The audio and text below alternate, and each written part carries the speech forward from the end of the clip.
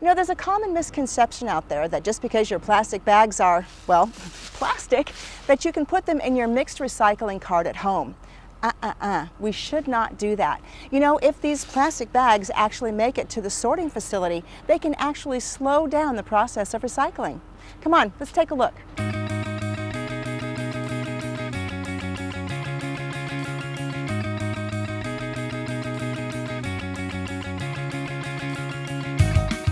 Welcome to Waste Connections in Vancouver. This is where your recycling items end up for processing. We recycle everything that comes in the blue carts. Majority of it is paper fiber, newspapers, office paper, cardboard, all the types of plastics that go in the blue cart all get recovered at this facility. First, the collection vehicles bring the material in and drop it on our transfer station floor. Then a wheel loader takes the material and drops it into an in-feed bunker. That in-feed bunker feeds a conveyor line that starts the beginning of the system.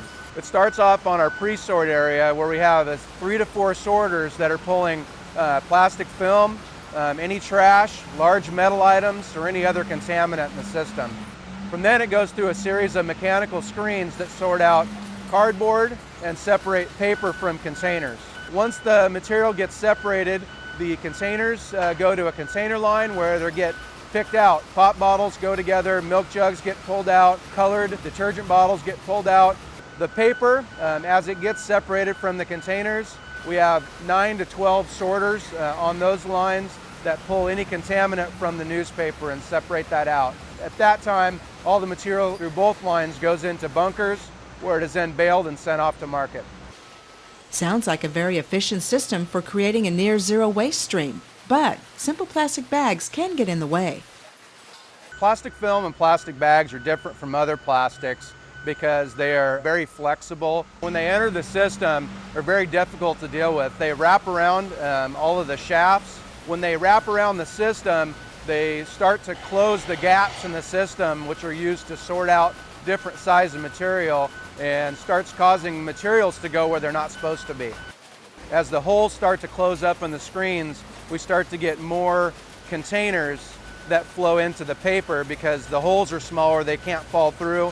They start to ride into the paper, and we physically have to pick those out of the paper, so the system actually has to slow down as we get more of that wrap in the system. And then it gets to the point every 2 or 3 hours where we have to shut the system completely down. We have to send people, usually 3 to 4 people inside of the screens with box knives. They have to be harnessed in, and they get inside the screens and have to physically cut the material off the shafts and off the discs. So there is an increased risk of injury when we have to do that.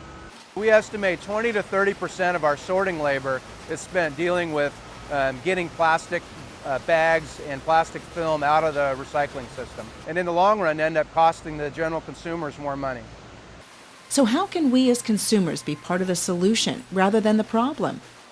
First, it starts with knowing what you can put in your recycling bin. I think the general perception of the public is if it has a number on it or a recycling symbol that it can be thrown in the cart. And that's really not the case. And it's best to check with your hauler or with the county or with the city to determine what can go in the blue cart. The best place to deal with plastic bags is to take them back to your grocery store. They can be kept clean. They're very good markets for clean plastic bags and film. So to review, when you put your plastic bags into your recycling cart, they end up here with all the other plastics, metals, and paper. Instead of going cleanly through the system, they get caught in the rollers designed to separate the materials. 4 times a day, the system has to be shut down and cleaned of plastic bags that get caught up in rollers. This takes time away from the recycling process and puts the valuable workers in harm's way when they have to climb into the machine to clean it. We need to change the way that we recycle our plastic bags. The good news is you don't have to make a special trip just to recycle your plastic bags. Most grocery stores have a bin similar to this one. Just put them in and you're done. And next time, try a reusable bag.